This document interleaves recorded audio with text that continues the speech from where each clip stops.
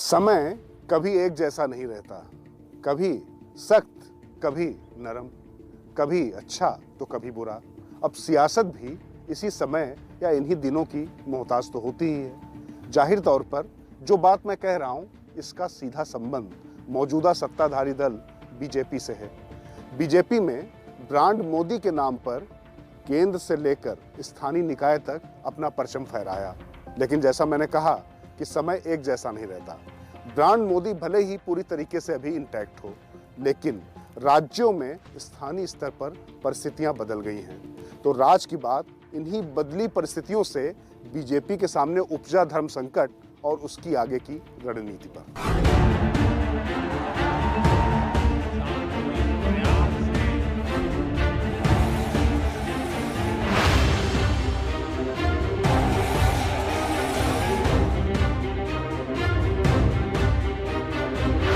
उत्तर प्रदेश से चूंकि प्रधानमंत्री मोदी खुद ही सांसद हैं, पहले 2014, फिर 2017 के विधानसभा चुनाव और फिर 2019 के लोकसभा चुनाव में बीजेपी यहां मोदी के नाम पर चुनाव जीती।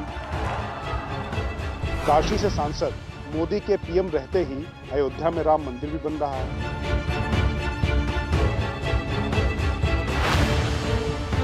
विश्वनाथ कॉरिडोर से लेकर विंध्याचल के विकास जैसी तमाम परियोजनाओं की तस्वीर पूरे देश और दुनिया में छाई हुई है। साथ ही उत्तर प्रदेश में अपने आप में एक बड़ा फैक्टर आज की तारीख में मुख्यमंत्री योगी आदित्यनाथ की है।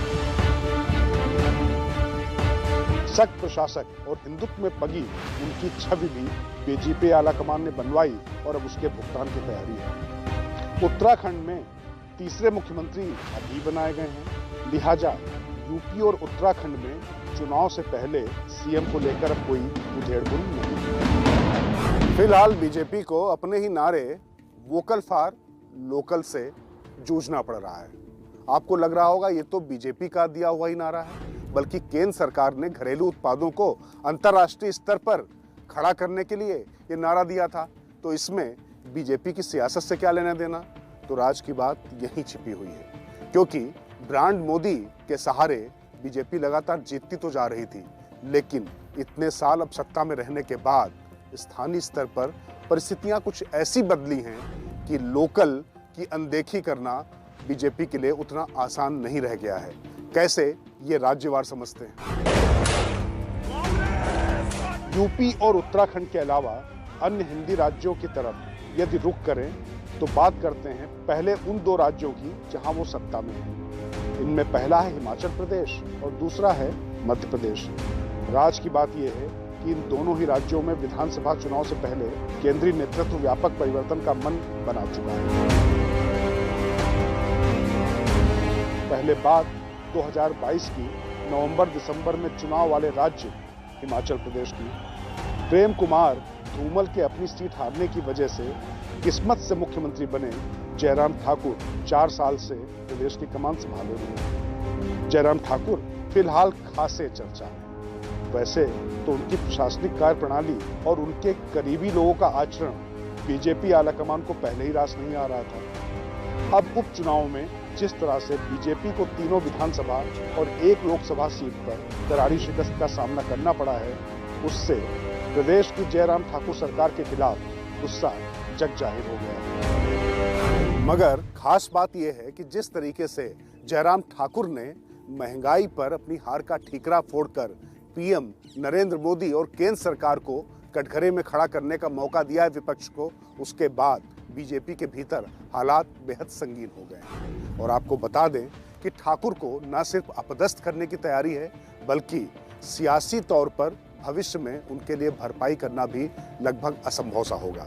बीजेपी के एक शीर्ष नेता ने दो टूक कहा कि चुनाव में हार और जीत लगी रहती है, लेकिन आपका बयान अगर अपने देश के सर्वोच्च नेता को ही कटघरे में खड़ा करने का मौका दे दे तो उसकी क्षमा नहीं हो सकती है। वैसे आपको ये भी बता दें, केंद्र सरकार को ऐसा लगता है कि जयराम ठाकुर का जो आंध्र प्रदेश का कनेक्शन है और उनकी एक जो कोटरी तैयार हुई है, उसको लेकर भी प्रदेश में काफी चर्चा है, जिसका नुकसान हुआ था। वहीं मध्य प्रदेश में मौजूदा मुख्यमंत्री शिवराज सिंह चौहान को लेकर समय समय पर अफवाहों के बाजार गर्म ही रहते हैं। राज की बात यह है कि चौहान की जगह किसी नए चेहरे के साथ बीजेपी नेतृत्व चुनाव में जाना चाहता है। इस कड़ी में कभी नरोत्तम मिश्रा, तो कभी नरेंद्र सिंह तोमर और तो कभी कैलाश विजयवर्गीय समेत तमाम नाम हवा में तैरते रहते हैं। असलियत ये है कि शिवराज चौहान अपने इस चौथे कार्यकाल में भी ये जो तमाम नेता जिनके नाम गिनाए गए हैं उनसे कहीं ज्यादा लोकप्रिय हैं। ये फीडबैक पार्टी नेतृत्व को है। वैसे तो बीजेपी नेतृत्व ने तय कर लिया है कि गुजरात की तरह ही सीएम और पूरी कैबिनेट को बदलने का फार्मूला हिमाचल और मध्य प्रदेश में लागू किया जाएगा। बस सवाल ये है कि ये इसी दिसंबर में हो या फिर यूपी चुनाव के बाद में। और एक सबसे बड़ी चुनौती मध्य प्रदेश को लेकर आ रही है कि आखिर शिवराज चौहान जैसे नेता का विकल्प क्या हो जो ओबीसी हैं और जिनसे तमाम समीकरण भी सधते हैं। राज की बात यह है कि बीजेपी सभी राज्यों में जहां पुराना नेता रहे हैं उनका विकल्प खोजने में जुटी है। नई लीडरशिप तैयार करने की बात हो रही है, मगर मध्य प्रदेश में शिवराज सिंह चौहान का विकल्प उस तरह से दिख नहीं रहा, लिहाजा देर हो रही है। मगर उससे भी ज्यादा समस्या है राजस्थान में। राजस्थान में वसुंधरा राजे को बीजेपी आला कमान ने हाशिए पर रखा और गजेंद्र सिंह शेखावत को तैयार करने की कोशिश की। उसके साथ ही तमाम पॉकेट में कई नेताओं को खड़ा करने की कोशिश की गई है, लेकिन बात बन नहीं पा रही। राज की बात यह है कि बीजेपी नेतृत्व को यह बात भली भांति समझ में आ चुकी है कि राजस्थान में महारानी वसुंधरा राजे के बगैर उनकी राह आसान नहीं होगी, क्योंकि अशोक गहलोत और सचिन पायलट के बीच में जिस तरीके की अदावत है, उसके बाद भी उपचुनाव में बीजेपी कुछ कमाल नहीं कर सकी और चुनाव में धराशायी रही। इसके पीछे कारण ये बताया गया, महारानी ने अपने आप को सिकोड़ कर रख लिया है। मतलब वसुंधरा के बगैर बीजेपी के लिए राजस्थान में परचम फहराना अभी भी असंभव सा लग रहा है, क्योंकि गजेंद्र सिंह शेखावत जैसे नेता जिनको आगे बढ़ाया गया था वो जोधपुर से आगे बढ़ ही नहीं सके हैं। और अभी वसुंधरा एकमात्र ऐसी नेता हैं जो राजस्थान में अपने करिश्मे के चलते लोगों के बीच में ठसक के साथ जा पाती हैं। तो कहने का मतलब ये है कि चुटकियां बजाते ही और पलके झपकाते ही राज्यों के बारे में फैसला लेने वाला बीजेपी आला कमान अब वहां की स्थानीय परिस्थितियों को देख और समझ कर ही आगे फैसला ले रहा है।